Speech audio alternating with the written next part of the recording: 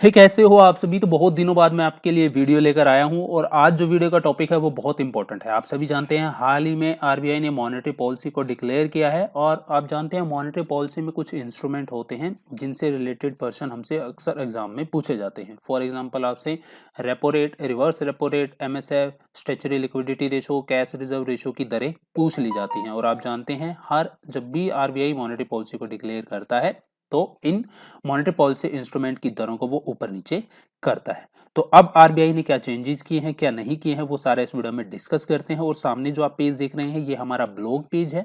और आप जब भी अब आपको वीडियो मिलेंगे हमारे ब्लॉग पेज पे, जब भी कोई आपको आर्टिकल मिलेगा यहाँ पे आप देखिए आपको वो सारा का सारा बायलिंगुअल मिलेगा, यानी हिंदी और इंग्लिश में सारा कुछ यहाँ पर लिखा होगा। मेरे को नहीं लगता कि कोई ब्लॉग ऐसा होगा जो आपको हिंदी और इंग्लिश में आपके लिए नोट्स प्रोवाइड करवाता होगा। ये देखिए पूरा आर्टिकल मैंने लिखा है।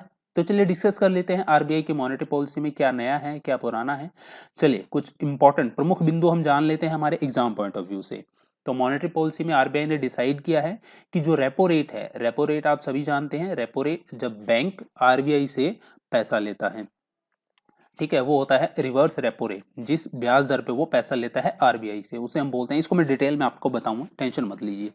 तो ये इसको आरबीआई ने अनचेंज रखा है 4% पर। तो दूसरा होता है हमारा reverse repo rate. Reverse repo rate को कभी चेंज नहीं किया गया है, इसको 3.35% रखा है। इसके बाद आता है marginal standing facility. Marginal standing facility की दर को भी चेंज नहीं किया गया है, इसको भी 4.25% रखा है। यदि आपसे एग्जाम में पूछ ले कि आरबीआई ने करंट फाइनेंशियल ईयर यानी कि 2022-23 के लिए भारत की जीडीपी ग्रोथ का क्या अनुमान लगाया है, तो इसका आंसर होगा 7.8%। तो आरबीआई ने क्या कहा है, अनुमान लगाया है कि भारत की जो रियल जीडीपी ग्रोथ होगी करंट फाइनेंशियल ईयर की वो 7.8% होगी। इसके बाद वॉलंटरी रिटेंशन रूट की लिमिट को सरकार ने इंक्रीज कर दिया है। वॉलंटरी रिटेंशन रूट क्या होता है, मान लीजिए कोई भी फॉरेन पोर्टफोलियो इन्वेस्टमेंट भारत में आती है, तो यदि वो वॉलंटरी रिटेंशन रूट के तहत आती है तो इसमें सरकार कुछ सरकारी नियमों पर छूट दे देती है, जिसकी शर्त ये होती है कि आपको अपनी फॉरेन पोर्टफोलियो इन्वेस्टमेंट को भारत में कुछ समय के लिए होल्ड करके रखना होता है। तो पहले ये 1.5 लाख करोड़ थी, अब इसको बढ़ा के 2.5 लाख करोड़ कर दिया है और ये 1 अप्रैल 2022 से लागू भी हो जाएगी, यानी जो नया फाइनेंशियल शुरू होगा तब से ये लागू होगी। अब हम चेक करते हैं कि जो लेटेस्ट रेट रखे हैं, एक बार मैं आपको रिवाइज करवा देता हूं। जैसे रेपो रेट रखा है सरकार ने 4%, रिवर्स रेपो रेट है 3.35%, मार्जिनल स्टैंडिंग फैसिलिटी रेट है 4.25%, बैंक रेट है 4.25%, कैश रिजर्व रेशो है हमारा 4% और स्टैच्यूटरी लिक्विडिटी रेशो है 18%। अब जानते हैं मॉनेटरी पॉलिसी को बनाना और ये रेट निर्धारित करना, इसका संचालन करना सारा किसका काम होता है, ये होता है आरबीआई का। ये जिम्मेदारी किसको सौंपी गई है, रिजर्व बैंक ऑफ इंडिया को सौंपी गई है। किसके तहत, reserve bank of India act 1934 के तहत। अब मॉनेटरी पॉलिसी के जो इंस्ट्रूमेंट होते हैं, यानी कि ग्रोथ के साथ साथ इन्फ्लेशन को भी कंट्रोल करके चलना होता है, तो मॉनेटरी पॉलिसी में इसके लिए कुछ इंस्ट्रूमेंट होते हैं जो आरबीआई जो है कंट्रोल करके चलता है, ठीक है। अब जैसे रेपो रेट होता है, मैं सिंपल यहाँ से आप पढ़ना, लेकिन मैं आपको एक सिंपल सी भाषा में बता देता हूँ सारी चीज़ें। मान लीजिए आपके पास 1,000 रुपए हैं और आप अपना बैंक शुरू करना चाहते हैं, ठीक है। आप इस चीज़ को ऐसे समझिए, मान लीजिए आपका एक बैंक है और आपके बैंक में नेट डिमांड लायबिलिटी, ठीक है, नेट डिमांड लायबिलिटी का मतलब क्या हुआ, मान लीजिए जो आपके सेविंग बैंक और करंट अकाउंट है उनमें जो पैसा जमा है और जो आपके बैंक में किसी ने एफडीआई करा रखी है, तो इन सभी पैसों को जोड़ दे तो ये बनता है हमारा एनडीटीएल, नेट डिमांड लायबिलिटीज, ठीक है। तो मान लीजिए आपके बैंक के पास 1,000 रुपए जमा है, ठीक है, सभी खातों में एफडीआई वगैरह में। तो अब क्या है, अब मान लीजिए आपके पास थोड़ा लिक्विडिटी, यानी कि लिक्विडिटी का मतलब यहाँ पे यार सीधा सीधा आप कैश से समझिए। तो मान लीजिए आपके पास लिक्विडिटी की कमी हो जाती है, तो आप क्या जाते हैं, आरबीआई के पास पैसा लेने के लिए जाते हैं। तो आरबीआई ने क्या निर्धारित कर रखा है कि रेपो रेट पे हम आपको पैसा तो दे देंगे, लेकिन उसकी मान लीजिए अभी फिलहाल लिमिट जो सरकार ने आरबीआई ने रख रखी है कि हम आपको पैसा दे देंगे, बट आपकी जो एनडीटीएल है उसका 1% भी आप जो है रेपो रेट पे लोन ले सकते हो। तो मान लीजिए 1000 रुपये आपके पास था, तो 1000 रुपये का 1% कितना हो गया, 10 रुपये हो गया। तो आप आरबीआई से रेपो रेट पर 10 रुपये का सिर्फ लोन ले सकते हो, इससे ज्यादा का लोन आप नहीं ले सकते। दूसरी बात, अब मान लीजिए जो अब लिक्विडिटी को ज़्यादा करना है, कम करना है, ये सारे इंस्ट्रूमेंट, मॉनेटरी पॉलिसी इंस्ट्रूमेंट काम करते हैं। अब मान लीजिए बैंक ने 10 रुपये का लोन ले लिया, लेकिन बैंक की जो लिक्विडिटी क्रंच जिसको हम बोलते हैं, लिक्विडिटी की समस्या है, वो पूरी नहीं हुई। अब बैंक को और भी पैसा चाहिए, यानी कि 10 रुपये से ज़्यादा का लोन आपको चाहिए। तो अब किस किस कौन से इंस्ट्रूमेंट के आधार पर आप बैंक से लोन लोगे? तो इसके बाद आता है इंस्ट्रूमेंट मार्जिनल स्टैंडिंग फैसिलिटी। ये क्या होता है?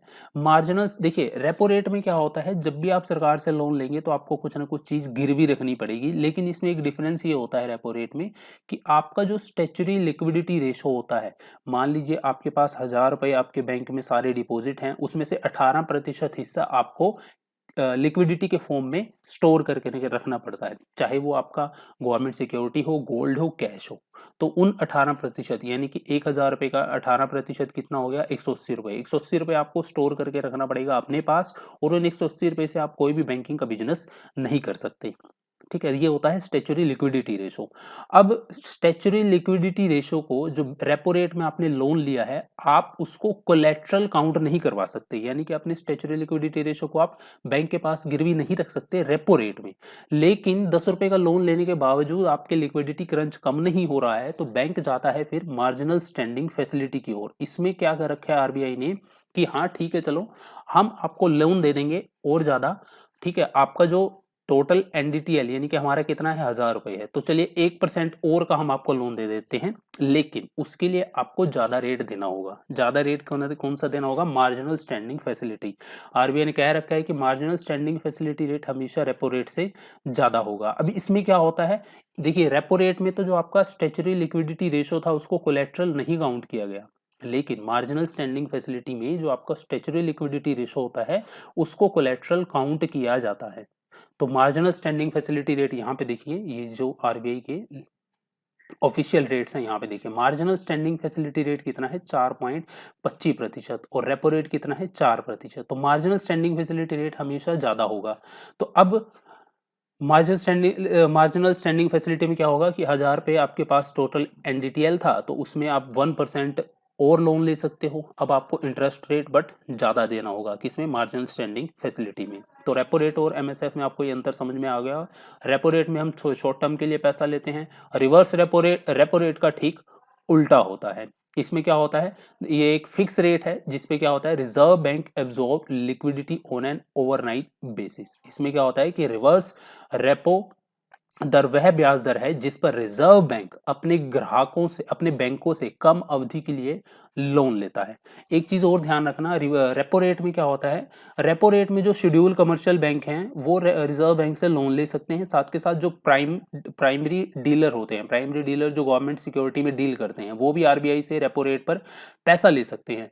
लेकिन जो मार्जिनल स्टैंडिंग फैसिलिटी रेट होता है उसमें शेड्यूल कमर्शियल बैंक ही जो है आरबीआई से पैसा ले सकते हैं। ये सारी चीजें आप नोट कर लीजिए, डिफरेंस नोट कर लीजिए, इंपॉर्टेंट है। Only schedule commercial bank are eligible for loan, कौन सी दर पर? मार्जिनल स्टैंडिंग फैसिलिटी की दर पर जो है आरबीआई से लोन ले सकता है।